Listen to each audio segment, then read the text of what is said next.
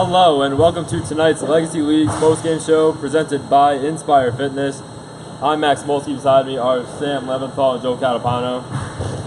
In our first game, so before the games tonight, we talked about a number of solutions Zoo Crew might have to beat the Brotherhood, and none of them showed up tonight.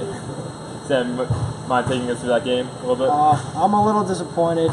No Mark Harrison, I believe it's due to an injury, and no Chris Rosario tonight. Ty Alston and Justin Silva and James Davis and David Woolfork, they did all they could. John Carlos Zipper did all they could, but nothing has been enough to hold back the Brotherhood this season, and it sure didn't start now. Joe, did we learn anything about the Brotherhood tonight? Nothing that we don't already know. They're a great team. They have some of the greatest players in this league, and they really took it to Zoo Crew tonight. You can barely beat the Brotherhood at 100%, or you can't beat the Brotherhood at 100%. You don't have a chance if you don't have your full team. All right, I think it's fair to say we can just go right into the second game, which was between Sportslook, the 3 seed, BSND, the 2 seed. Much more interesting matchup going into it, and Sportslook put on a defensive clinic. I told you, I think in the second quarter or the third quarter, that Sportslook played one of the best defensive games I think we've seen all season. Granted, BSND wasn't making a lot of their open shots, but I got to tell you, Sportslook really played great man-to-man defense tonight. They didn't rebound that great in the second half, but they didn't give anyone any space. They were playing straight up face-to-face, like literally this close to them on defense. They weren't giving them any room, and BSND just couldn't get into a rhythm. They shot 40%, but that's far worse than they have all season. Sportslook played a nice game. I ultimately think BSNB beat themselves. They didn't rebound well at all, and they shot around 26% from the free throw line. So you can't win games shooting like that.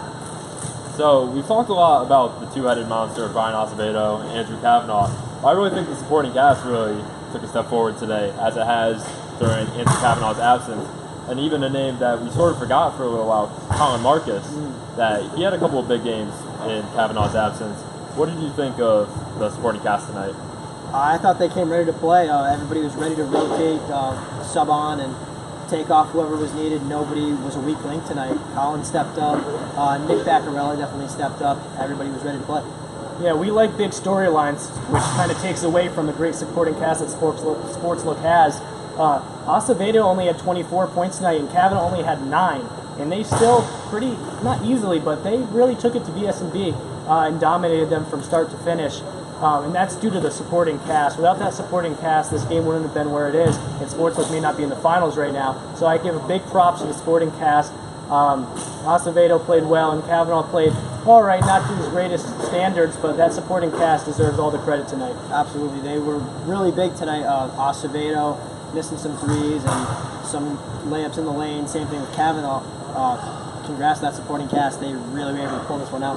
Before we get into the championship game, any parting thoughts on BSNB on this season? It was a great season. It was never expected for those guys to make it this far. Granted that nobody even knew who they were. But they played very well behind DiLeonardo and Brole and even John Lutters.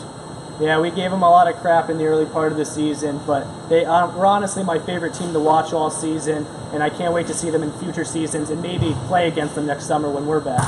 All right. So it's down to 2 for the Napa Auto Parts Championship Trophy. We have the Brotherhood. We have Sportslook. First impressions? It's going to be a slugfest. It's going to be I think, a pretty high-scoring game on both sides.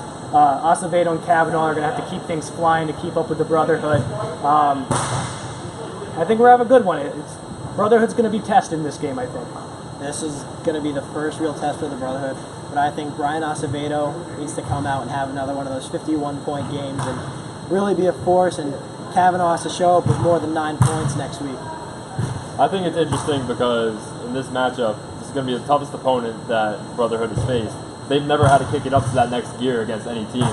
Who knows how much more they have in the tank. I think that's very intriguing going into this championship matchup. Yeah, I feel like we still haven't seen Brotherhood at their best because no one's really gotten to the point where they have a little sweat rolling down their cheeks because no one's really pushed them to that test. Zoo Crew was only down 1 point to them at the half a few weeks ago, but even in that game, Brotherhood pulled away and won by, I think, almost 20 points, so they weren't even that worried down the stretch. I think Sportslook may be able to worry them into the fourth quarter, and I'd like to see if Brotherhood, if they can kick it up into a this is a close game. We gotta pick it up, guys. Absolutely. Sportslet's just going to have to run, and keep up with that 4-man rotation that the Brotherhood has been going all season. All right, so we have the All-Star game and the championship game on Tuesday for Joe Catapano, Sam Leventhal, Max Molski. We'll see you then.